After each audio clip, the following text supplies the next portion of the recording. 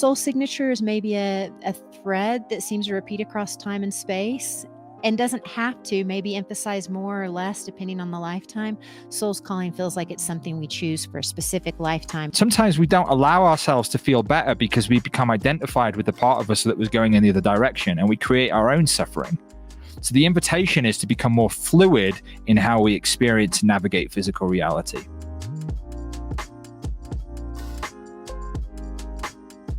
Welcome to the Be Better broadcast. Let me ask you a question if I can. What percentage of your true potential are you operating at on a daily basis? Are you waking up in the morning, jumping out of bed?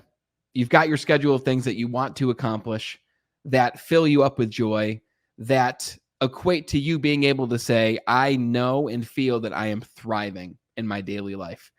What percent out of 100 would you say you are in that case? Some days might be 80, some days might be 60, some days might be 40, right? It might even be lower depending on where you are. But if you're listening to this show, then I know you're in the right place, because today we are talking about how you can activate and awaken and bring awareness to your true potential. And if you ask what's holding you back from expressing your true potential, it could be so many different things, right? It could be life experiences. It could be the story that we create for ourselves.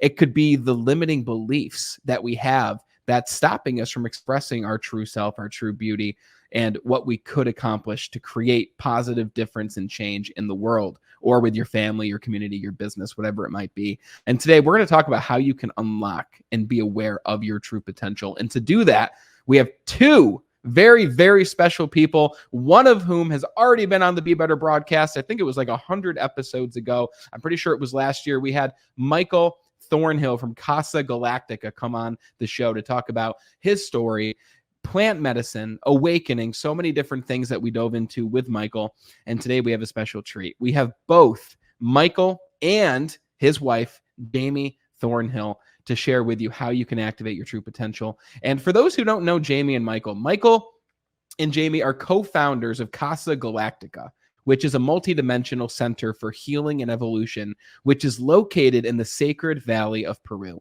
Their mission is to help you to activate your intuition, empower your healing, connect with plants, and embody your healing and your truth. They incorporate a mix of philosophies, non-dual teachings, trauma-informed care, and unconditional love at the heart of it all. They are dedicated to help you heal from trauma, recognize your true nature, and release limiting beliefs like we talked about a few minutes ago. They believe strongly in empowering you, guiding you with the highest levels of safety, integrity, and security, and to help you illuminate your own path and flourish within this lifetime. As you can imagine, we're going to be touching on a lot of different things in this conversation that you can take and use today, immediately, ASAP, in order to create a better life for yourself. So when you take even just one principle or teaching or strategy away from this conversation, all that we ask is you share this show with just one other person who could use it as well. We don't run sponsors. We don't run ads because we don't want to interrupt your viewing experience. And we want to bring you right to the truth that will help you to thrive in your reality. So without further ado, Michael, Jamie, it's great to have you on the show all the way from the Sacred Valley of Peru. Thanks for being here. Hi, Brandon. Thanks for having us. Hey, Brandon. Great to be here. Thanks so much for having me back. It's great to have you back, sir, and great to have you, Jamie, for the first time. I had the opportunity to meet you, Jamie, finally last week. And let me tell you guys, and this is for all the listeners too, we have a lot of guests come on the show, and they have fantastic offerings. They're coaches, they're consultants, whatever it is. They have a gift that they want to share. Well, I had the opportunity firsthand to experience the gifts that Michael and Jamie share. And they actually took me on an adventure. We actually did 2 sessions, one with each of them. And one was an intuitive session. The second one was a healing evolution session with Michael. And let me tell you, when I read that introduction about you taking people and guiding them and helping them access the resources already inside of them, not sticking to any specific philosophy, but a mix of them, it's 100% true. I've never had a conversation like the one that I had with each of you. And from each of them, I think everyone listening can say they had maybe a coaching conversation in the past where they left it and they might have felt better, but then it wore off, right? I left our conversations with actual things that I already implemented and plan to implement, things that were actionable, but also things that helped me to look inside of myself and understand more of who I am as a person.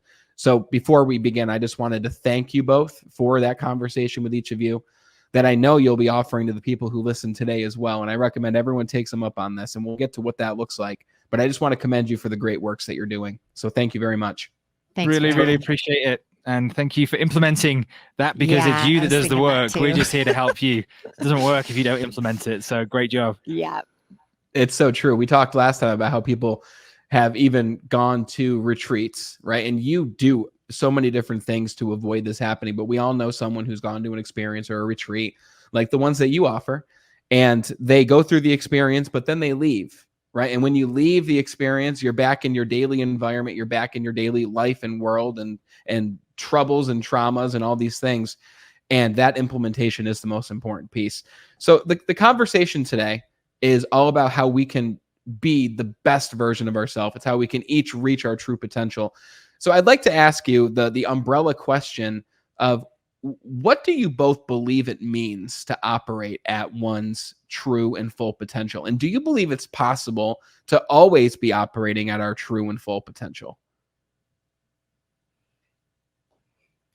I'll start. Yeah. Okay. No, I love that question, Brandon, because it gets all sorts of inspiration going here. Um, Operating at the full potential. What comes up for me when you ask that, and even when you were speaking about it earlier in the intro, is that it's kind of like how I see it or feel it or experience it is kind of like an acorn, maybe like maybe of a tree, and the acorn itself's just sitting on the ground, and it looks tiny and it looks small, and you don't even know when you look at it, you can't even fathom that it's going to turn into a 200-year-old tree and have, a 5-foot diameter trunk, and that acorn already has its pattern or its design or its blueprint within it. And I don't have to, no one has to be like, oh, let's make that acorn turn into a tree. It's just naturally going to follow a path and a process, root itself into the ground somewhere, have its own unique trunk, branches, shape, patterns, designs, leaves, everything. It already has in its makeup or its blueprint that it's going to have some interaction or engagement with the soil and the earthworms and all the microbes, that it's going to be home to birds and insects and wildlife, that it's going to be rained on, it's going to lose its leaves and regrow its leaves again. So there's this feeling with that what I would call, I reference it as our soul blueprint or our soul calling. It's already patterned within us, and each one of us is already beautifully unique and specific in our soul calling, our soul blueprint, in that design that is already ingrained in us to unfold and become. And so one of the things when I'm working with my clients and students is always just the first thing I always want to say. And you had mentioned this at the beginning of the podcast. And so I was like inwardly like, yes. Um, but it's already there.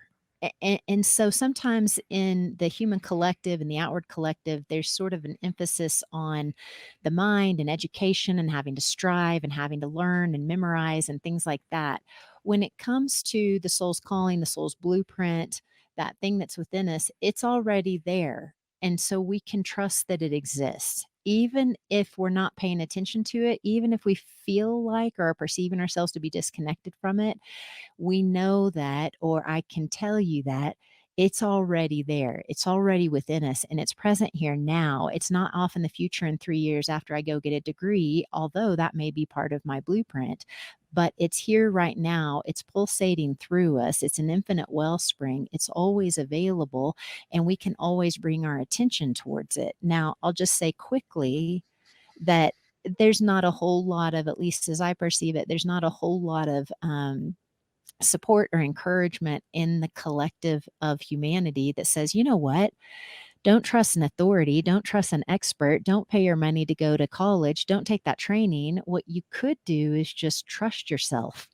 It's like, no one really gets anything if we're all just like looking inward, right? So I would suggest or say that the one way we can access or connect with or be attentive to the truth that's within us, the soul calling, the soul purpose, whatever we call it, our full potential, is just to bring the attention towards it. And you might have seen I just kind of like look down. Often for me, the place that I go, it feels like it's in my heart. And so I'll kind of go inward and bring my head down and close my eyes to feel into my heart. What is my full pulsating infinite wellspring, impulsing infinitely potential? What's wanting to come through me? And all of us are very different. So for me, it's not going to be a trauma surgeon. I'm not going to be in the emergency room. I can't even imagine doing something like that. So for me, it's going to be connecting to my own intuition and then helping, assisting, and guiding other people to strengthen their own awareness of their own intuition and to begin working from their own inner truth, their own inner wisdom, their own inner compass. That's going to be my soul's calling in one way that it expresses itself, but it's not going to be everyone else's. And so I would just start there with just, hey, believe me, it already exists. It's right here with us. It's here now. It doesn't require 4 more weeks. It doesn't require 3,000 more dollars. It's here now. It's in you like an acorn, like the pattern to grow into the tree. I'm curious, Jamie, and then I'm going to ask you, Michael, if your thoughts are on the same path of that. So, what you said a lot of amazing things there, and I had questions that you answered actually as you went through that. So, I want to dive a little bit deeper. You mentioned that we are the acorn that grows into the beautiful tree. And as that acorn and tree, we already have our rings, we already have our grooves. And it sounds like, and correct me if I'm wrong here, but it sounds like we're born already as that little acorn with those grooves. Is that correct? I would say, now here's the thing, and Brandon, I don't want to get, hopefully, in saying these things, they're just sort of a launching point for someone to feel into what's true for them, because I don't want to get into very like, oh, this is right and this is wrong and it's black and white. It's more like a foundational pattern is what I sense it as. Okay. And again, this is just my own direct experience and inner wisdom on this that I'm speaking of and about. So someone may have a different interpretation or explanation of it, but it feels like it's a foundational pattern that comes to life. And a big percentage of it is that it comes to life on its own. Comes to life on its own. Okay. And you mentioned, people are out there, they're going to college, they're throwing the $3,000 at the course. They're saying, okay, well, it's going to take 4 more weeks to actualize and to become what I want.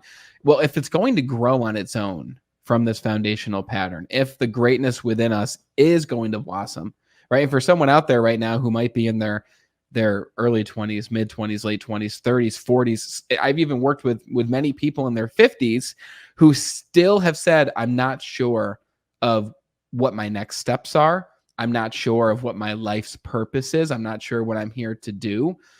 If it grows on its own, could something halt the growth of you as the tree? Or is there something we can do to accelerate this growth? Or is it going to grow on its own no matter what it is that we do to either halt or accelerate its progress? Brandon, that's a great question. Multifaceted. Let me fill into that for just one moment because several things are coming up when you're saying that. So the first thing that comes up when you say that, there's this idea again that's it's a common thought of the mind or of the ego. There's lots of different words we can use to describe this, so I don't want to be attached to whatever word I'm using to describe in this moment. But the mind can sort of tell us, and he's even as I'm saying this, I'm recognizing my mind tells me things all the time. My mind's constantly like, this isn't it. Something's wrong. I haven't done something right. Oh, I got off track. Oh, I wasted 4 years. Oh, all these things. And normally the thoughts from the mind, just quite honestly, they're not super uplifting. They're often, kind of down spiral, and they're often kind of a little bit negative, oh, it's not good enough. Oh, I should be doing this. Oh, I didn't do that. Oh, it's going to take this much. Oh, that's never going to happen. There's all these things that the mind says. So what I would say is that even, if I went the first 35 years of my life, which I did, before I can say that I kind of woke up to something more. And when I look back on the first 35 years of my life, I'm 100% sure that wasn't a waste of time. I can see what I experienced and what I learned and what I felt and the catalysts and the lessons. And honestly, a lot of, sort of, I want to say kind of places in my life where I got stuck for numerous years, stuck in relationship, in job, in patterns and distortions. And, so that first 35 years of my life before I say I woke up, it wasn't a waste. And I was right on path with my soul's potential and my soul's calling.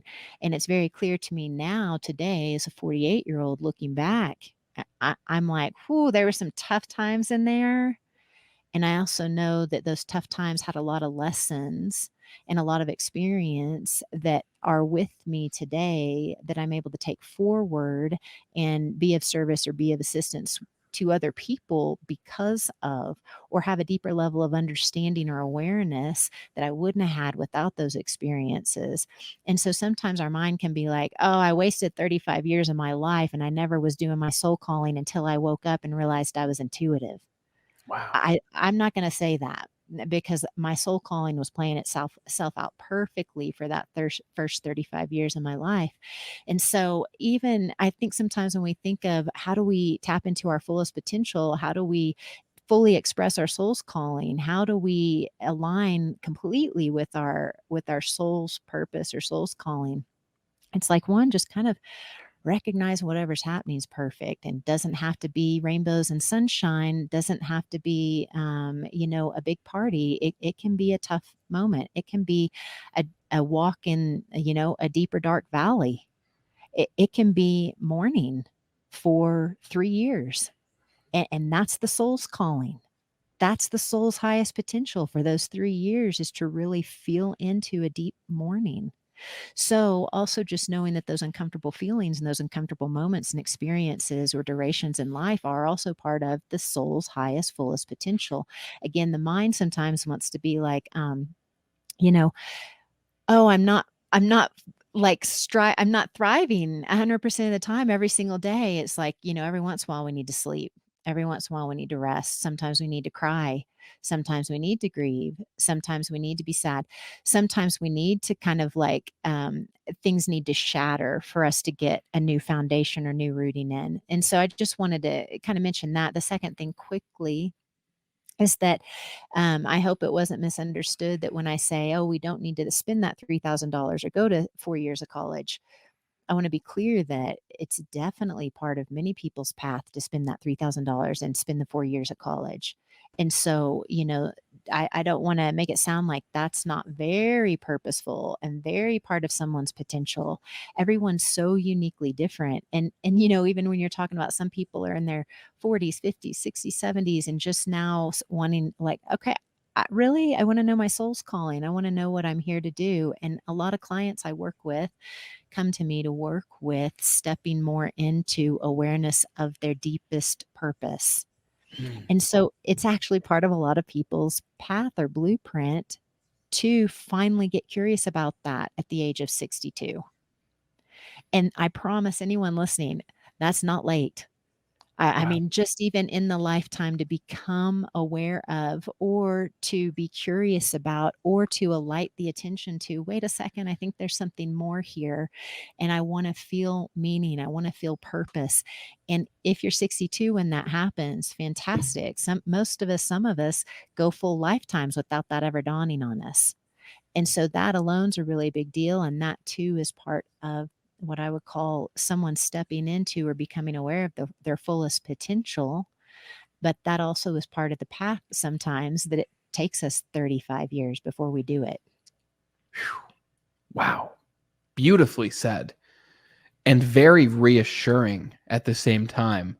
Because if you are in your quote unquote later stages of life, yet you still feel that you haven't found the reason that you're here, your purpose for being here, your soul's calling, then one, you may still be building up to the moment where you do discover that. Like when you were 35 and you discovered you're an intuitive. This is what you love to do. This is the mission that you have to help people. And you've been on that mission now for 13 years.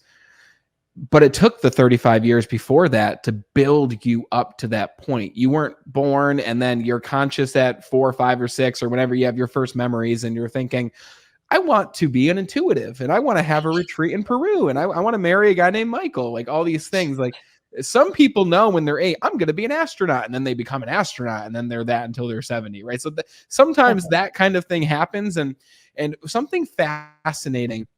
And then I want to ask you, Michael, if your thoughts are similar or different, or how you package those same thoughts when it comes to your soul's calling and or reaching your true potential. But something you said, Jamie, in our conversation is we have this part of us, and again, I'm sure I'm not saying it as eloquently as you might, but we have this part of us that you called the oversoul. And sure, some people in their 60s, 70s might say, I'm old and I haven't found my soul's calling. I haven't found my purpose and I'm running out of time. Well, what is time? Right? Is time real? I mean, if this concept of the oversoul, which you'll much more eloquently describe what it is than I will, if this concept of the oversoul, this idea that this body that you're in right now, this experience that you're living right now for the 60, 70, 80, 100 years that you're on this planet, maybe more, if this experience is it, and only this experience is real, then sure, I would understand if you are in your 60s, 70s, you haven't found your calling and you're upset by that, right? And you're disappointed. But what if that oversoul, that part of you, has lived hundreds, thousands, millions of these experiences in these lives? And the fact that you are 70 and haven't discovered that life's calling, or the fact that you're 40 or 50 or wherever you are in your life, just means that you're building up and developing this experience to lend to the greater experience that your oversoul is having, right? So this one experience, the way that I look at it, and maybe you'll have different thoughts on it, the way that I look at it is during this experience of our life, me being Brandon Eastman, me having the show, me having this particular mission, and who knows, it could change in 5-10 years. This is building up my soul for its next evolution. Right? When I'm Joe Smith or Casey Jones or whatever it is, right? It's building me up for that next experience that I'm going to have, whether it's on Earth somewhere else. Maybe it's just as a spirit. Who knows what it could be, right? So even if you haven't found that purpose, it's comforting to know that no matter what you're doing, like you said, you're building up to the point where you either discover it and or you're building it to the point where it lends to your other experiences past this one earthly experience. I mean, Brandon, I feel like you just answered your own question like beautifully. And I'm concerned. I'm like, I don't want to add anything to it. It was just perfect. I think you nailed it. That's how it feels to me, you know. I think if you're 62, 75, 84 and it's just dawning on you, what is my soul's calling, soul's purpose? I mean, what a fantastic thing to experience in this lifetime, to come into the awareness, the realization that there's something beyond. And like you said, you may have done it 1,000 times before in other lifetimes. But again, what a beautiful thing to start recognizing that this isn't all there is, that I'm not separate, that there's more going on here, that there's more beyond the physical realm, the material realm. There's a multidimensional realm. There's love, there's light, there's truth, there's wisdom. These things are available to me. They're in me. They're moving through me.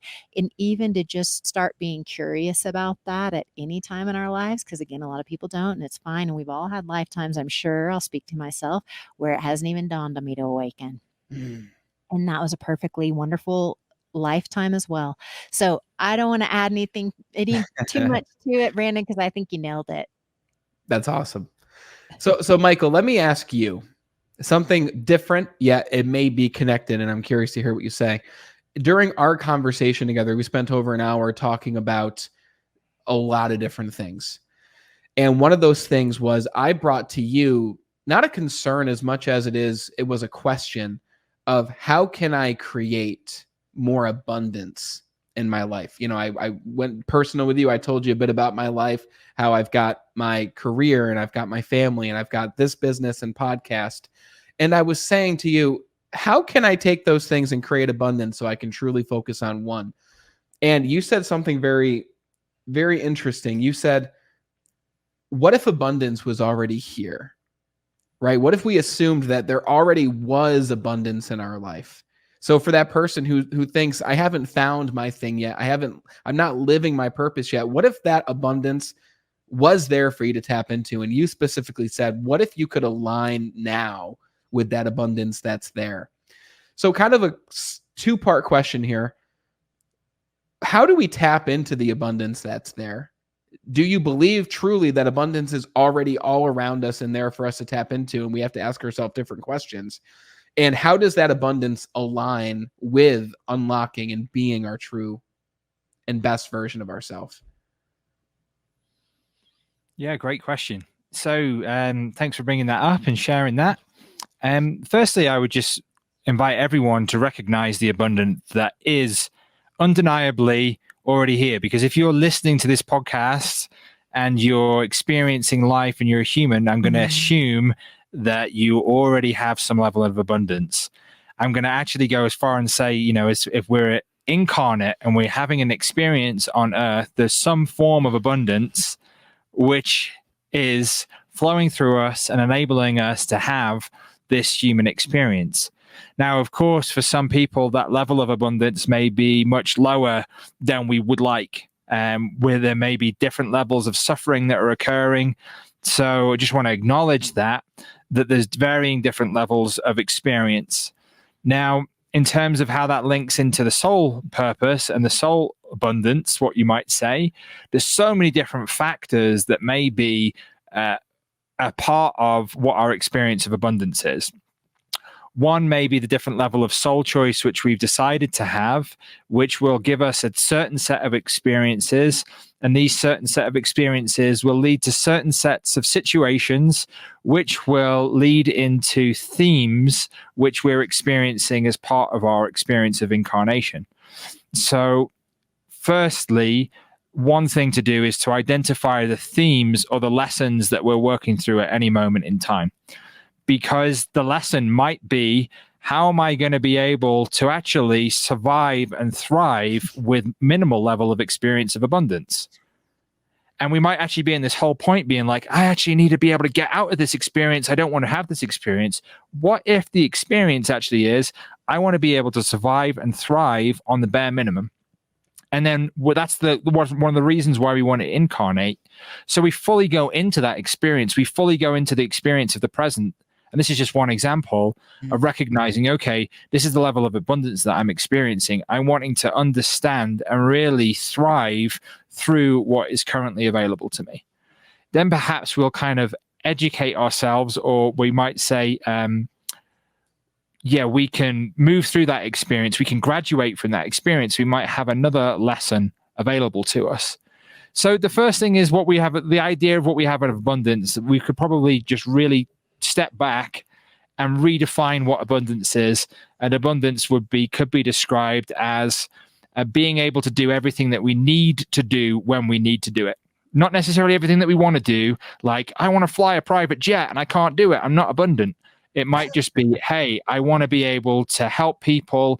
I want to be able to love. I want to be able to have fun and enjoy myself. And I want to be able to make an impact on the world. So if we redefine being able to do everything that I need to do on a soul level as a part of a soul calling when I need to do it, we can recognize that we're always already abundant. Now, in terms of how we can kind of, I would say, catalyze the experience in terms of abundance versus soul calling, when we can recognize our soul calling, when the benefits of recognizing our soul calling is because, hey, let's face it, you're living your soul calling whether you recognize it or not. It doesn't make a difference whether you are actually living it or you're aware of it. You can still live your soul's calling and not be aware that you are. So just want to make that distinction at first. So the benefit of really coming into the recognition of what the soul's calling is that we are able to then tap into that stream of consciousness and abundance, which is enabling us, come back to the definition of abundance, it's enabling us to do everything that we need to do when we need to do it. So if we tap into our soul's calling, we can already start to recognize, hey, this is what I need to do as part of my soul's calling. So we tap into that infinite stream of abundance that enables us as a soul to experience everything that we need to do. So why is it important? Just to summarize at that point, when we can become truly aware of what our soul's calling is, we can turn the ship of our incarnation into the direction of where the wind is taking us, and that wind can fill the sails of our experience and take us into that direction more quickly, more fast, more smoothly, rather than if we don't recognize what our soul's calling is, we might sometimes find ourselves going on the ship and then we're coming up against big waves and a wind that's blowing us backwards. What happens eventually? The ship eventually turns around into the way that the wind is blowing and that the waves are taking us. So we can recognize here, we come back to, we're always going to live our soul's calling, whether we're aware of it or not. Because if we try and go hard enough, even if we got all this, even if we were told so, repeatedly as a child, and speak to myself, work hard and everything's going to be okay. So you're like, yeah, I'm going to will myself into the headwind against the waves. It's probably going to sink me, but no, I'm going to keep going in that direction. So what happens when we become, we have these different beliefs and perspectives that we may have inherited from our parents or society or the Industrial Revolution or whatever it might be, that's telling us, hey, we need to still keep struggling and we need to still keep doing things against what the natural tide of our soul's experience wants to take us. So in essence, as we recognize what our soul's calling is, we can also recognize what our soul's calling may not be. Now, also want to just bring this awareness in, is that often people think they have one soul calling, which I don't agree to. So there's multiple different soul callings, like might be described as chapters of a book or episodes on a Netflix show that have their own contained experience. And when that, even the season of our life, one season of that changes and shifts, the next season has a different story. If we're watching the same TV show and every season is the same story, we lose interest. It's not the character has not developed. If there's no character development in a TV show or a story, we lose interest. But we have this idea, I have this one soul calling, then I'm going to find it, then I'm going to capture it, and then I'm going to frame it, and then that's going to be my direction for my whole life. Just like when you're sailing a ship forward, more than likely upon that journey, if you were going to cross the Atlantic Ocean, at times the wind's going to change. The direction of the ship is going to change. So there's the recognition of coming into the soul's calling awareness, coming into the heart center, recognizing your own innate intuition, which is always there, is which way is the wind's blowing? Which way is my higher self or my soul's calling dropping these breadcrumbs to take me into this different level of experience that I can follow? In other words, how can I allow the breath or the wind of my own life experience to guide me into that place where the infinite abundant already exists? Now, just to add another little point to that, the idea that we have, and I question where this comes from, is that obtaining abundance can be easy. So there's a lot of beliefs and systems that different institutions benefit from thinking that gaining abundance needs to be difficult. So we have these limiting beliefs and perspectives that say, okay, to make money or to be abundant or whatever it may be is difficult. I just invite you to question that, because I don't think it's true. And I do think that different organizations and institutions actually benefit from you believing that. And that actually keeps you as a prisoner within your own mind, because you don't believe in your infinite potential. You don't believe in your infinite potential. You believe in the limitations. So a lot of the work that I offer through my healing evolution sessions is, how do we move beyond those perceived limitations? How do we question the fabric of our experience? Do we have the courage to be able to look deep within our own soul and say, hey, the past 5 years of direction that I put all this time, effort, energy, and money into, perhaps the wind's changed. And actually, if I just put the sails up and allow myself to go in that direction, I'll experience more and more abundance. Notice it's the experience of abundance, that we want the experience of abundance. And come back to what our idea about what we think our quote unquote definition or experience of abundance should be, versus coming back to the definition of having being able to do everything that I need to do when I need to do it. The question is, what do you really want to do, and why are you not doing it? It's very true what you said, by the way, about what you do in the healing evolution conversations, because that's exactly what we did specifically on the topic of what we went into about the microdosing and the magic mushrooms, and talking about how that video went off and I wasn't sure whether I wanted to continue. The beautiful thing is you didn't tell me what to do or what I should do or what you would do. You asked me really good questions that helped me to remove some of these blocks that I had to really dive into whether this is something I wanted to continue doing. And the answer was yes. So you did exactly what you just summed it up as being. And you mentioned how institutions out there or people in your life, even family, may have told you, work hard. It's going to be difficult, but it's going to be worth it. Right. And we have this mantra where things have to be difficult. You have to work hard.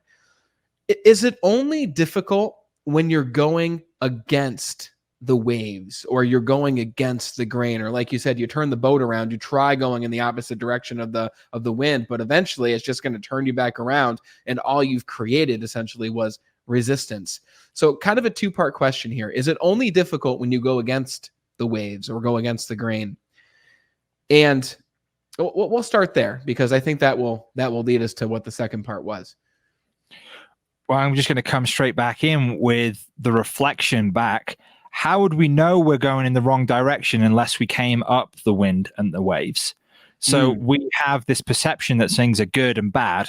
So the invitation is to take the perception or the idea or the viewpoint of it being good or bad and just recognize, I am being blown, or I am swimming upstream. That's interesting. And rather than, this is where all the childhood trauma stuff starts coming up. I must have done something wrong. I'm a bad person because I went the wrong direction, or something of that nature. There's so many opportunities for all those things to come up at that point. And of course, that's what the trauma healing parts of the healing evolution sessions and all our work is, start to bring those really up to the surface to recognize them. But let's just say that we've already done that work on it. We can recognize, okay, the wind has taken us in this direction. We just recognize it, and then we move in a different direction. And we move through the whole experience of, why was I going the wrong direction? There's something wrong with me, or I shouldn't have done that, or I've wasted my time, or I've done this. It's just, I went this way and now I'm going this way. Can you imagine how much simpler life could be if you just actually recognized, okay, something shifted and changed? And it's not something shifted and changed because then I'm like having an experience of feeling bad about myself. Something's changed and I feel better because it's changed. But sometimes we don't allow ourselves to feel better because we become identified with the part of us that was going in the other direction, and we create our own suffering. So the invitation is to become more fluid in how we experience and navigate physical reality. It doesn't mean that we bypass our experience. It doesn't mean that we bypass our experience of, okay, what's coming up? What was taking me in this direction? What shifted and changed? They're all valid inquiries that we can do, but there's also this invitation just to allow things to be easier. So when we ask, does it always have to be hard? Sometimes we want it to be hard, whether we want to allow that to be our experience or not. Sometimes we become identified with being able to overcome challenges and adversity, and that becomes our identity, so that we actually continue to have experiences that are difficult because we find some level of self-worth that arises when we overcome these obstacles. So how attached are you to be able to overcome adversity? Can you actually recognize that you've already learned that lesson, that soul experience has already been learned? And how about you get to be the person who paraglides through life experience, or just like surfs those waves? So this is this invitation to question everything and become attached to nothing as we go through that experience. Because when we question something and we become attached that we don't actually want to see the answer, the inquiry is almost pointless. So the inquiry is, what is it that I'm not seeing about myself or experience? What am I holding on to that no longer serves me? And how can I find the courage to actually live the life that I prefer? Because when we're actually letting go of things, we're always letting go of things that no longer serve us, that we don't really want. So we can just look at this. Okay, I'm going to let go of having the flu. If I say that, I'm going to let go of having the flu. Would anyone be upset about that? No. Okay, I'm going to let go of my $100,000 job. I'm sure there's a different reaction that occurs when you think about letting go of the flu and letting go of the $100,000 job. But let's just say, for instance, all that's actually happening is that you're removing something from your life experience that's causing you to feel bad. That could be both. The $100,000 job and the flu could both be causing you to feel bad. But there's a perceived benefit from the $100,000 job. And again, great, have a $100,000 job, have $1 million job. It's not the point. The point of this inquiry is, does this make you feel good or does it make you feel bad? And that's what we're bringing through the through line, that we can often see that when we have the flu, we're often feeling bad. And when we're having this job, in this analogy, in this experience, we're saying that's bad. So if you have the ability to let go of the flu and feel better, do you have the ability to also let go of that work experience or that life experience that is not providing you with the abundance of happiness, joy, excitement, free time, love, walks on the beach, holidays in the Bahamas, or whatever it might be, because you're too busy working? Yeah. Notice that money didn't come up as part of the definition of abundance there, but often people think of abundance and finance. So right now, you can all take an inventory as a practical step of what are the areas of abundance within your life that you feel are plentiful, and where are the areas of abundance that you feel like might be lacking. And then there's also an opportunity to rebalance some of these things. And you can actually start recognizing, realizing, actually, I am actually way more abundant than I thought. It's just my definition of abundant that causes me to have the experience of not having abundance. So I'm determined to not have abundance because my definition of that is so based upon the identity and the upbringing, the beliefs and the perspectives of society and my own family or whatever it may be, that I don't allow myself to experience my life. This is the point where my rants, where I forget what the question are. So I'm just going to pause and see what part 2 of the question was. It was fantastic. And you said something profound in our conversation together, Michael. You said, and I think it sums up what you just said perfectly. You said feelings are our compass. And I wrote that down because I absolutely loved it. So if you're going through your days and you're feeling like you don't want to be doing something, you're feeling like you are going against the grain, you're feeling like you're pushing up against waves when you could turn the boat around and just go along with the waves, then let those feelings be your compass and ask yourself, all these different parts of my life, if I let go of this, how would I feel? If I let go of this, how would I feel? When you start asking yourself that question, it's impossible not to get an answer. And it reminds me, and again, you brought this to awareness just through this conversation. In 2021, I was in a high level of leadership inside the same company I'm in right now. And I wanted to build my business at the same time. But I was working 6-7 days a week with that job and that level of leadership. It was very high paying, but I realized I'm not going to be able to build what I want. I'm not going to be able to do what fills me with joy, what I know to be the correct direction to go, if I don't let go of this high level of leadership. And once I did, through some conversations with people who I trust and respect very much, they said, drop down to a different level, work 4 days with us here. So you have 3 days to focus solely on your business and grow that. And from that experience, this podcast was born. And now we're over 300 episodes, almost 350. I've met incredible people like the two of you and so many other people. I've gotten to experience so many different things because I let go of that level of leadership that wasn't necessarily stressing me out, but it kept me from expressing my soul signature, which is the soul's calling that we've been talking about. Maybe they're two separate things, which I do want to ask you about that, specifically you, Jamie. But I want to take what we said earlier and go in a slightly different direction with it. So we talked about the soul's calling. So I guess the first thing I want to ask you, Jamie, is during our conversation together, you helped me discover what my soul signature was. And what that was is it was a teacher, a researcher, and there was one other thing. It was a teacher, researcher, and something else. I haven't written down. I'll look at it while you're answering this. Now, is your soul signature your soul's calling? Good question. Okay, so Brandon, also, wait, and before I go on to that, I just have to say to Michael, I feel like I'm in a healing evolution session, and you're actually speaking to me. I'm over here going, "Oh God, I'm taking it all on board. Thank you." Okay, so anyway, yeah, no, Brandon. So again, I'm always cautious about words. Sometimes when we use words, we think, okay, I've used that word, and so that's the specific definition and parameters for what that can contain, and then that's it, and it just gets real dulled down and boring and contained real quick. So I just want to be cautious of that when I'm talking about this. When I speak of the soul signature, and again, these are just words that I come up with to describe when I'm working with someone like we were in the intuitive reading the other day. When I'm seeing you, when you're showing yourself to me, when I'm looking at you intuitively, oh, and if you don't mind, because you've already mentioned that the researcher and teacher came through, I'll speak Yeah. to that. Is that okay? And Do I have your observer. permission?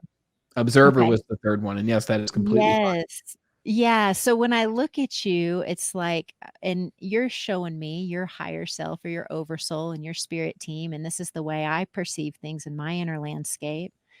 You all are showing me I can see you paying attention. I can see you observing behavior. I can see you taking notes. I can see you being curious and things clicking in your head and you wanting to do some research and like, what is that? And how does that work? And what's the trend there? And then what's the exceptions to that? And I see you being real curious from like I want to say, researcher academic learning perspective, being wanting to be able to bring that information out to be able to share with people so that we all can benefit.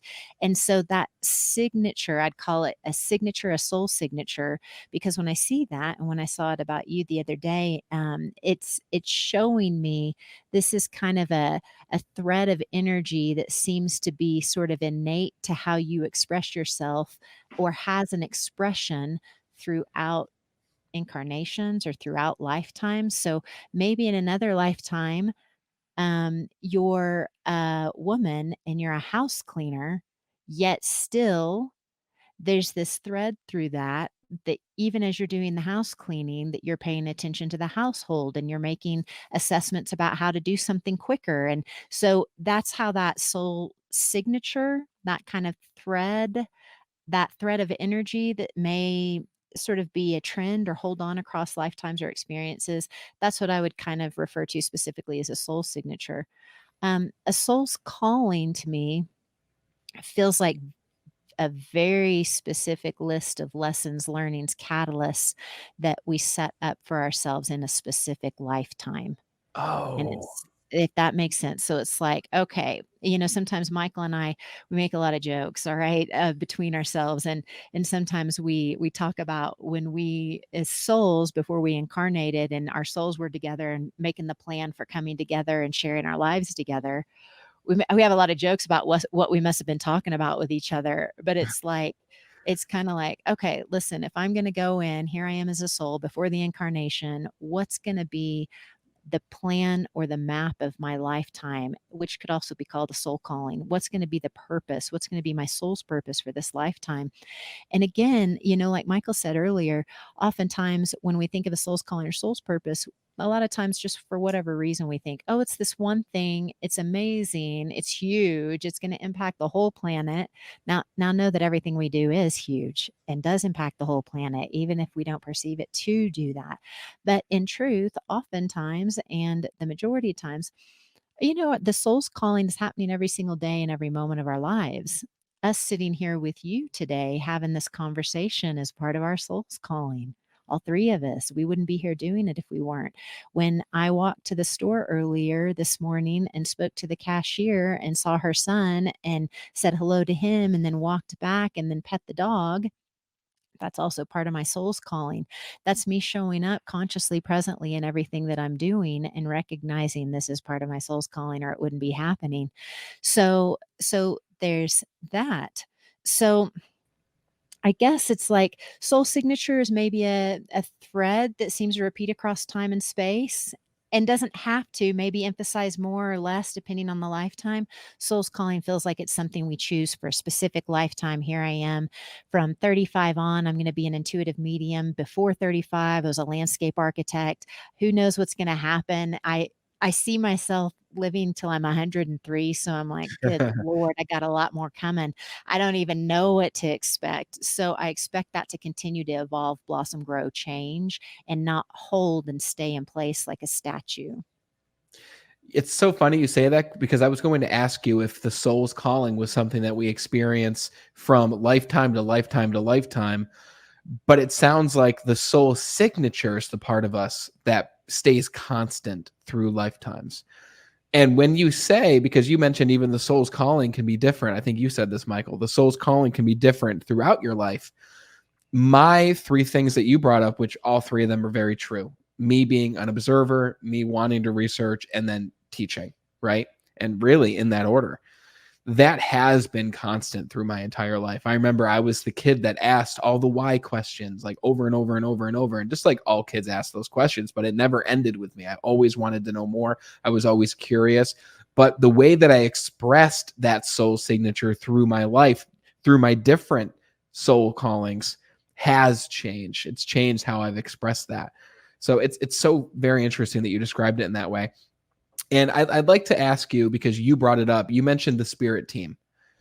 There was a level of comfort that came when you explained what this spirit team is during our one-on-one conversation together. So for those listening, what is this spirit team and what is it bringing into our experience of life? Okay. No, great question, Brandon.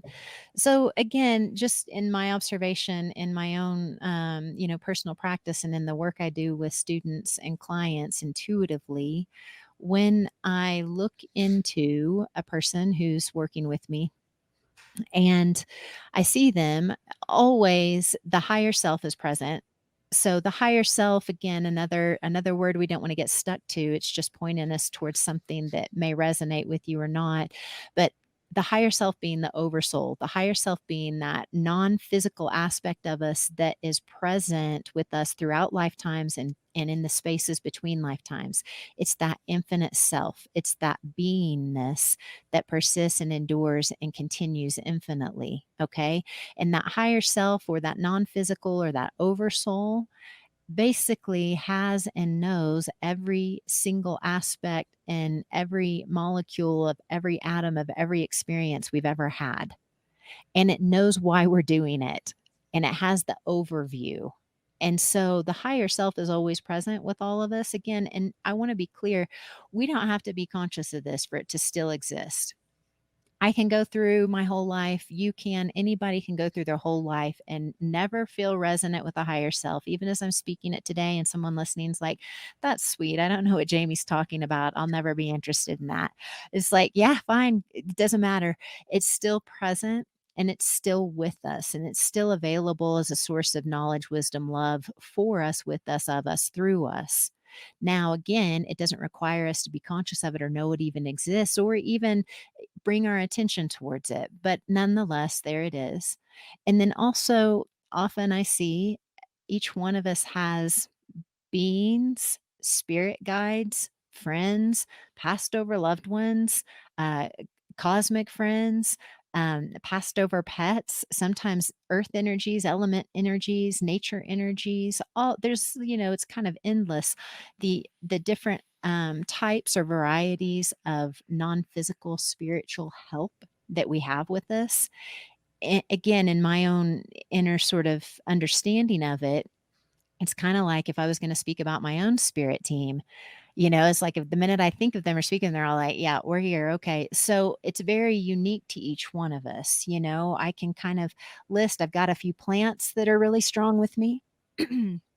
I'm really connected with plants, just love the crap out of plants, and I know that's something that I carry with me as a soul signature across lifetimes. I'm very connected with plants, very affectionate with and cultivate relationships and have strong connections with plants. So I've got a lot of plants around me. I've got some different spirit friends. I've got a guide that seems to incarnate with me at times, but isn't right now. Now, all this stuff is just how it is for me. But when I look at it at other people, sometimes this one woman walked into intuitive reading one time and she walked in and oh my God, I swear there was like 40 or 50 ancestors with her. And I Wow. was like, holy smokes, do we have space for everybody energetically? And, this is kind of an experience of what can happen, and as I'm starting to do the reading with this woman, I'm like, "You have family members into the great, great, great grandparents with you," and she just smiled, and she was like, "I already know that." She was like, "I pray to them all the time, and they're with me, and they guide me, and they support me." So, this is kind of just an example of how some of us also may already be aware of having connections with a spirit team member. Sometimes people are like, my grandma's always with me. She's always with me and she always shows up as a butterfly. It's like, great, fantastic. That's someone who already knows that they've got something with them. Other people are like, every time I see a hawk, the hawk just always has a message for me. It's like, great. Animals are also spirit team members in the physical and in the non physical. And so, what I perceive it to be, there is no way in the world we are doing these incarnations on our own. Hmm. They are so tough. If no one has sort of taken an account of this, in case anybody hasn't grasped it yet, incarnating in human form here on the planet at this time and the experience, having the experience or the veil or the illusion of separation or all of us being separate is so tough. It is so hard. And it's here for a purpose, and we step into these incarnations for a purpose to learn whatever it is that we learn.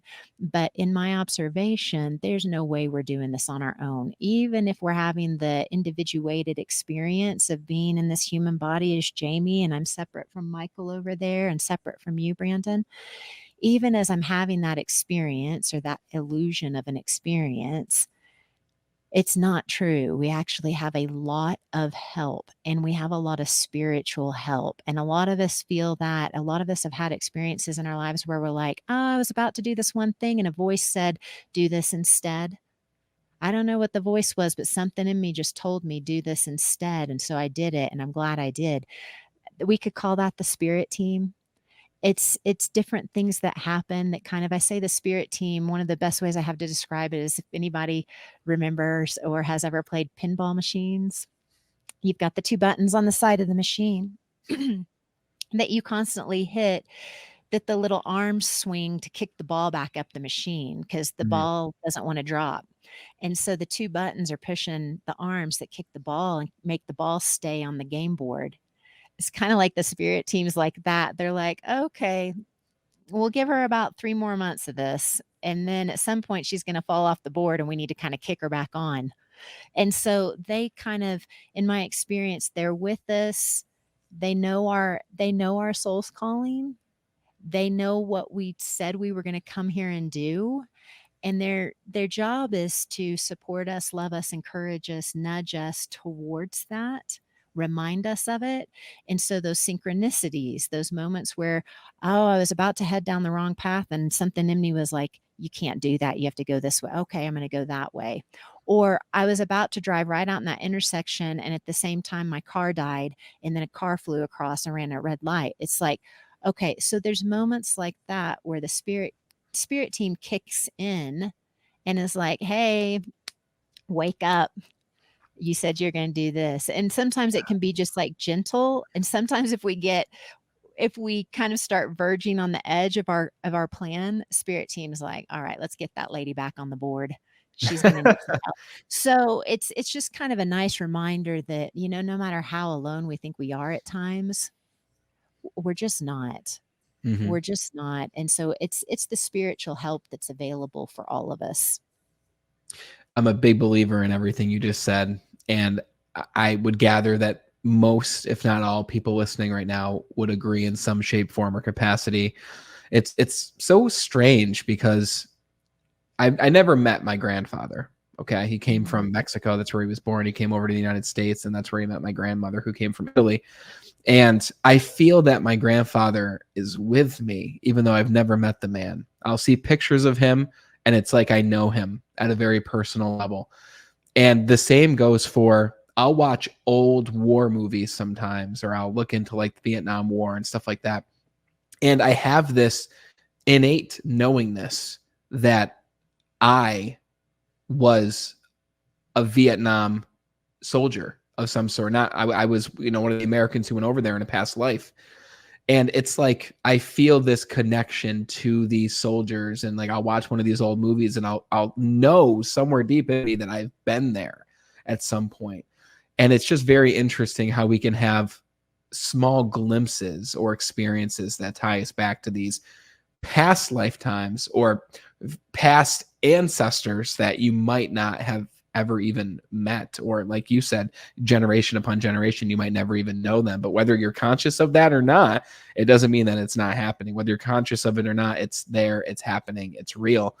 And that whole connection with plants that you mentioned. So we're going to talk about your new retreat center here, Casa Galactica. Okay. And you offer several plant experiences at your retreats. And you mentioned a connectedness with plants. And it's so funny. I was never as connected with plants as I was until I had my first sizable magic mushroom experience. And I was in the heat of the experience, and we had a trip sitter there. Her name is Stephanie, and she was amazing throughout this whole thing. She made us like herbal tea, like homemade herbal tea from the herbs that she had on her property, all these things. But one of the things she did was she brought in this large fern. And it was like this giant leaf. And she's like, here, hold this. And she gave it to my friend Dustin first. And he's holding the leaf. And he's like, whoa. And I'm like, whoa, what's going on over there, man? And he's like, you got to feel this leaf. And he hands me the fern. And believe me, I've been around trees. I live in the Adirondacks in upstate New York. We're around beautiful nature. Everywhere you look, there's mountains, there's trees, unless it's wintertime, of course. But anyways, I hold this leaf, and it's moving in my hands as if it was a newborn baby moving in my hands. And I'm holding this fern, and it's moving, and I'm like, oh man, I don't want to drop it. I don't want to drop it. And like, I had to hand it back to her because I appreciated its beauty, but I didn't want to drop the thing. But if I were to hold it right now, it would feel like I was holding a leaf in my hands, right? And I'd be like, oh, what's the excitement in this, right? Maybe not now, but before the experience, I would have said that. So there's something beautiful about plant medicine that opens your mind, allows you to realize your connection with nature and everything around you. And I just wanted to share that experience because I know you mentioned your soul signature is a connection with plants as a part of it. So I'd like to ask you, because I mentioned the retreat, I mentioned Casa Galactica. You've recently moved locations. All right. So now you're in the Sacred Valley of Peru. So a couple questions here. Tell me about your move, why you made the move. And that's going to lead us into talking about what do you offer at Casa Galactica? Because you help people in many capacities. You help people one-on-one, like we mentioned, where you can help them from anywhere, but you also bring people in to enjoy these experiences, to learn more about themselves, and some might say to awaken, whatever it is. So tell me about your move. Yeah, so thanks, Brennan. Thanks for sharing about your baby fern. I hope it's okay. That's so sweet. Yeah. He's 3 years old now. Yeah. I'm just going to refer back to what I shared before in terms of our experience was that the wind was blowing in a different direction. So we've been in the Sacred Valley for multiple years now. So we've moved to a different area within the Sacred Valley. We used to, and previously we had a retreat center that we were working out of in the Amazon rainforest. And and each of these moves really for us has been a part of us really tuning into, okay, what's going on with our soul vibration? Where do we want to be? What's the best place for us to be? And then, we come up against these situations like happen in what I shared about before. So it feels like a good opportunity to share about personal experience with regards to that. Okay, but we're in this location right now. And then we spent this time, effort, energy, money, resource to make this our home. If I move over there, then I'm going to have to let go of all of the identity which I have in this current location. Okay, So just to use, what we share and what we teach, this is stuff that we practice continuously to the best of our ability. So, the clearest essence of it is that something was calling us to our new location. And, for our space here, we've actually, a few things, that are worth noting is that we've been able to increase our capacity to be able to hold very intimate, still 6-person ayahuasca retreats, 8-day ayahuasca healing and evolution retreats. The energy of the land where we've moved into is into it even further out into the valley, into a more of an agricultural area. And the land here just feels very beautiful and very nurturing. Thirdly, I should say, if you're watching on the video, you can just see that I get to have a nice bigger studio room, which is great. So that's also good. So we're in our house, which is actually adjoined to the retreat center. And there was just really just an energy that was just drawing us to this place, that we just felt like that we're going to be more nourished in our own experience. We've actually managed to upgrade our retreat center into a brand new build, which we helped oversee some parts of the construction for that. So got to bring in some of our own soul signature into that place.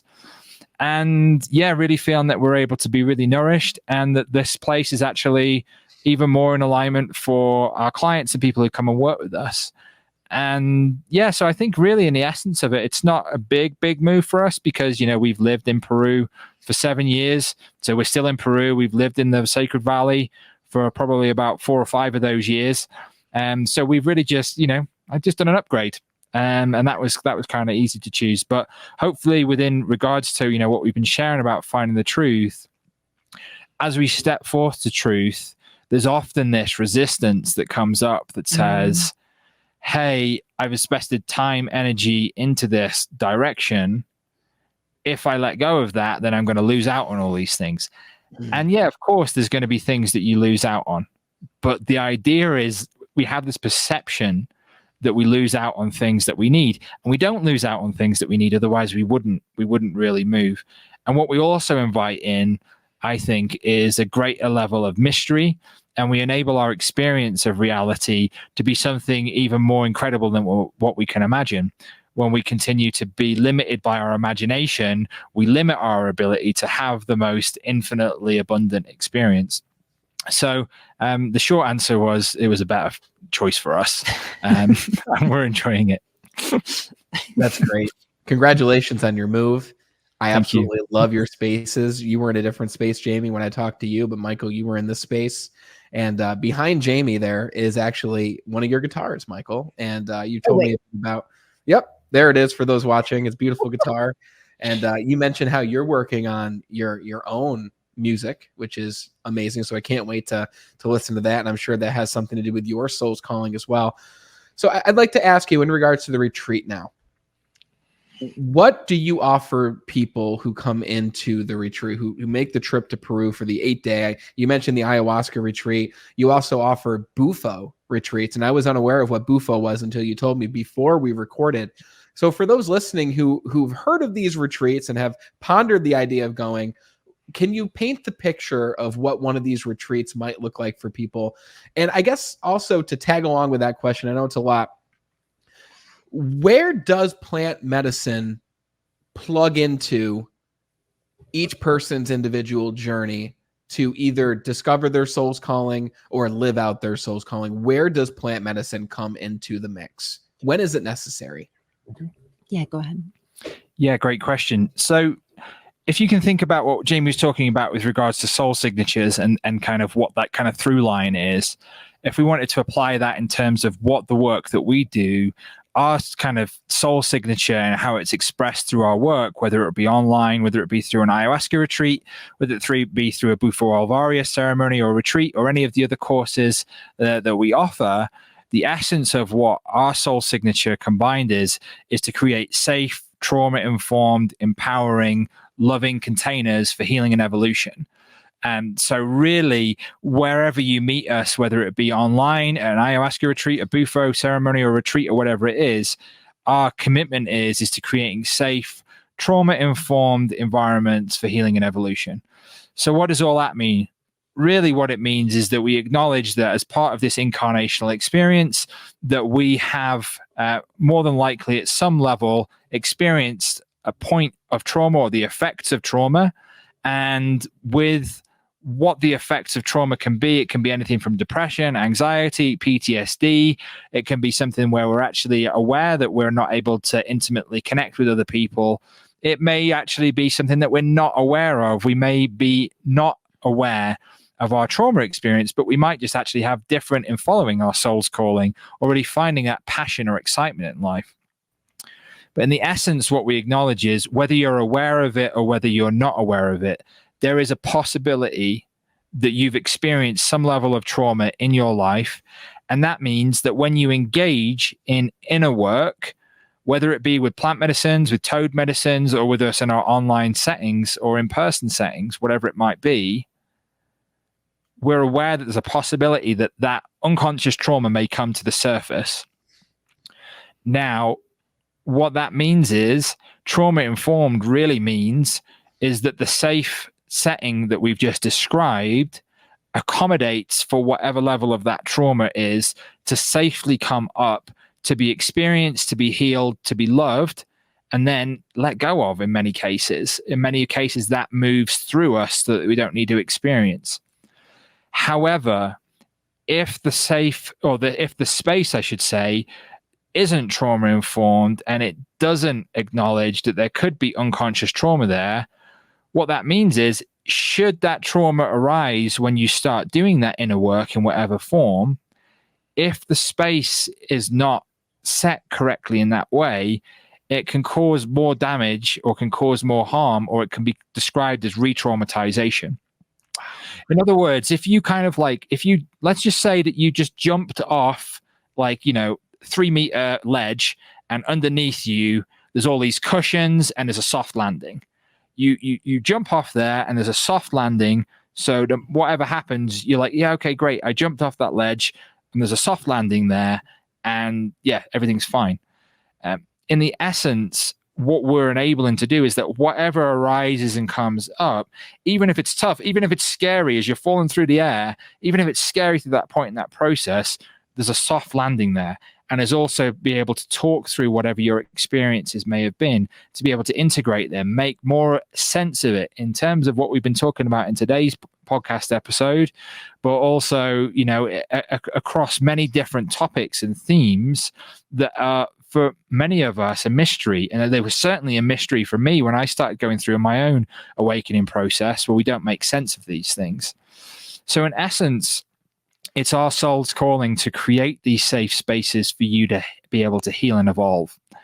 Now, if we're going to stick with the kind of analogy of what we've talked about, of someone's kind of just jumping off what might be like a bunk bed height, in the essence of the leaps that you're able to take forth in your healing evolution, if you know that there is a soft landing there, you can look at this analogy that we can actually extend the depth of that leap. You can actually leap from higher places and have an even softer landing. So what that enables you to do, and I can describe kind of like increasing the altitude of that place that you're leaping from, that's when we implement things like ayahuasca and Bufo alvarius, because those are really big leaps and they can really feel like stepping off a ledge and they can really feel like free falling. So what we're able to do, because these very, very powerful medicines can catalyze healing and evolution.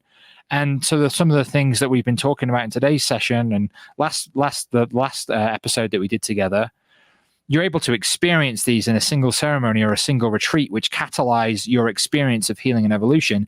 There might be something like 10 or 20 years of psychotherapy. We're able to move through these stages very, very quickly in very, very short periods of time. So what can be experienced like from that kind of ship that's going one direction and then gently might start moving around over the course of 5 or 10 years, and you start moving towards your soul calling, you can come and do a retreat with us. You can kind of immediately do a 180 on that ship, and then you leave the retreat and then you're on path. You're in that direction of where your soul's call is taking you. So we basically help you speed up your process of healing and evolution. Is that good? Is that beneficial? I think so. It doesn't need to be. You don't need to speed up your healing and evolution. Like we said, that boat's going to turn at some point, and that, as you've already said, Brandon, that might be over 50 lifetimes. But what we're offering is the opportunity for you to recognize, this is what my soul's calling is. This is what my soul's blueprint is. Here's the trauma and the blocks that are preventing me from realizing this. And then we help you, change the direction into something that you prefer, and then provide you with that soft landing so that you can take that high speed turn in your life in that direction, and then empower you with the tools to be able to be self-sufficient in your process of healing and evolution. Because our goal really is to help you recognize that you're already empowered, and it's helped to provide you with tools that help you to navigate on your own, so that you don't ultimately you're able to do this all on your own. But plant medicines, ayahuasca, Bufo alvarius, they offer very, very deep levels of introspection that might not be possible without a very, very long period of time. Like we said, 10, 15, 20 years of introspection. And I'd argue in some cases that there's some levels of deep experiences that we've experienced, as you know already, Brandon, my own experiences, sexual trauma and ritual abuse and other things within my own childhood that were completely in my unconscious, and that were at the root cause of the addictions that I was able to overcome. I don't know if I'd come into an awareness of that. I don't know if I would come into an awareness in this lifetime, or if I would just stay in a ship that's kind of highly medicated, self-medicated, blowing in against the headwind, and not really, taking that choice that I actually prefer. So what plant medicines in the container that we offer in this safe, trauma-informed care that recognize that you're already empowered, help you recognize that you're already empowered, come from a non-dual or everything is one consciousness perspective. What these really offer you is a deeper look at your own truth. It's a deeper look at your own potential. I notice we're saying it's a look. It's not, you get a look, and then if you're ready, there's support from us here to help you take steps into that path of truth, into that full potential. As we're talking about, how do I step into that full potential? Plant medicines like ayahuasca and toe medicines like Bufo alvarius and the work that we offer, it's a long, hard look in the mirror into the inner self across lifetimes to see where the blocks are, to see what karmic imprint there may be that prevent you experiencing that infinite abundance that's already there, that prevent you from living from love, happiness, joy, peace, compassion, that prevent you from taking potentially that more accelerated step forth in your own healing and evolution. And then you're supported as you learn to heal yourself, because that's ultimately what you're doing. These are all reflections and support that you can help you heal yourself, and then live from that place of truth more easily. So it's like a very, very, the plant medicines and the toe medicine, they can be really described as like a rocket ship that can take you into the stratosphere, and then you can experience that truth. But ultimately, it's always respecting free will. It's always respecting spiritual sovereignty. And then it's providing you with opportunity to choose your own self, your own truth. Beautifully said. Beautifully said. These experiences is, I can't even talk because I'm just so blown away by what you just explained, because it's true. And I haven't had an ayahuasca or a toad experience, but I have had experiences with plant medicine, and I can't wait until I can get down there and experience this with the two of you leading the way in this trauma-informed environment. And like you said, these are an accelerant on the spiritual journey that we are on. Beautiful. So let me ask you, where can people find more information on what you offer during these experiences with Casa Galactica? Yeah, I think I'll pass that over. Do you want me to do it? I was going to say something. I don't want to take all the space. So I'm going to do it. Don't worry. So I just wanted to add on there as well, Brandon. Thank you so much for firstly having us on the show. Secondly, as well, just want to point out that not all plant medicine experiences are created equally. So we're talking about the experience about how we share, how we work with the medicine. A lot of the experiences that, we first got into when we were going on this path, this is not necessarily the shortcut. It's the kind of like, we're going to blow you harder in the other direction in the wind.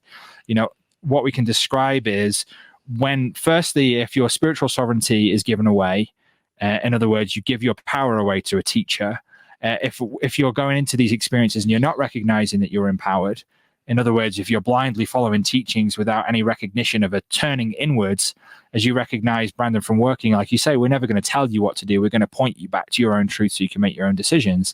And thirdly, if you're not experiencing these types of experiences in a trauma-informed setting, you may be on some level creating more trauma for yourself to be able to overcome.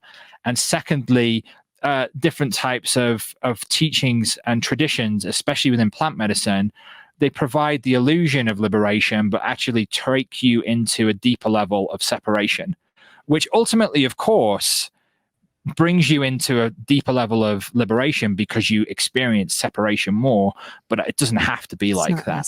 It's not necessary. So this is just some of the types of experiences that can occur when you go and do these types of plant medicines in places that are not trained, that are not trauma informed, that don't recognize you as a sovereign being, and all these types of things. So just want to just put that out there. And, lastly on that, wherever you decide to go and do plant medicine, it's important that you really trust your own intuition. You do your due diligence on the types of people that you're going to be working with, if they're going to be able to provide that soft landing and help you make sense of these types of experiences that can make transform plant medicine experiences into lifelong transformation. So you can find out more about our work at casagalactica.com. That's casagalactica.com. Invite you to sign up to our newsletter, join our community as well online, because you'll receive a whole bunch of free goodies, just like strengthening your intuition from Jamie's great guide for strengthening your intuition. And you can also get 20% off your first session with us online. So just invite you to do that. And also, you'll get a lot of teachings and content from us as we go along the way. And yeah, if anyone's got any questions, because often these types of questions answer a whole bunch and then create a whole load more. So we just invite you also to book a free 30-minute consultation with Jamie or I via casagalactica.com. That's completely free, no obligation. We can talk about your own personal set of circumstances, what's coming up for you. We can share a little bit of things that'll be able to help you, and also find out what it is that your soul's really calling for, and let you know and talk with you about that, about how we can potentially help you. So please visit us at casagalactica.com. Reach out if you have any questions, sign up for the newsletter. And yeah, as Brandon was saying, please share this with anyone that you think might benefit from this, so that they can also receive the wisdom that might help them to recognize they're already wiser than any of us. You heard it here, guys. CasaGalactica.com. Links are in the description below for you to check out everything that Michael and Jamie have to offer. I think you have a really great idea after listening to this conversation. And I just want to say this, and I've never said this before on the show. If someone wanted me to send them an episode that would cause every other episode to be unnecessary because this one covers it all, I truly believe that this is one of the most important episodes that we've ever aired on the show.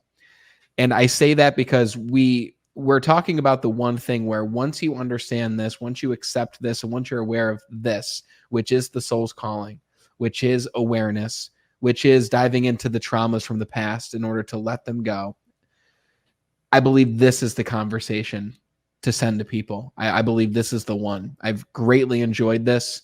I greatly enjoyed our conversation one-on-one, Michael, the one we had on the broadcast last time. And this just took it to that whole other level. And I think we can accredit Jamie for that, because Jamie has graced us with her presence. So both of you, I love you both very much. And I mean that because in your presence, I feel lighter. I feel like I'm tapping into other resources that I didn't have access to before. So I just want to thank you both for being on the show, and I congratulate you again on the moving of your retreat to even further into the Sacred Valley of Peru. So thank you both very much for being here. It was a pleasure. Thank you so much, Brandon. And we feel the same towards you. Thank you so much for everything you do with your broadcast and all the inner work you do for yourself, and all the ongoing questions you ask and the action that you take for yourself. You inspire us tremendously. So thanks so much.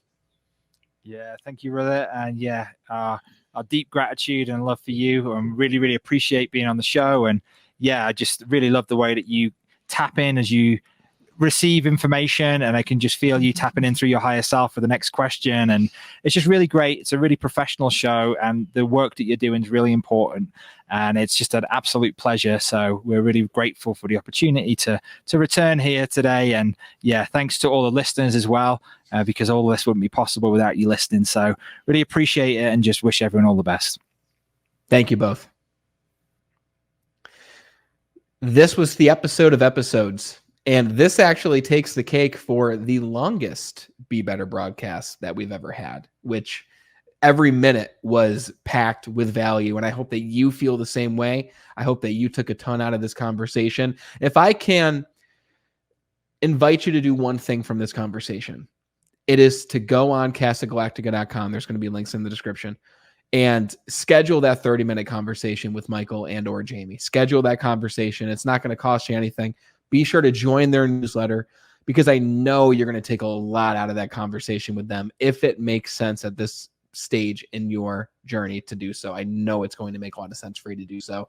It made a big difference for me having that one-on-one conversation with each of them, and I know it will for you too. If you took anything away from this conversation, please share this show with just one other person who could use it as well. Be sure to go check out Casa Galactica in the description below and see everything they have to offer. They have a great website that goes into depth, into detail. And thank you for being the best part of the Be Better team. Until we talk again next time, continue to be better.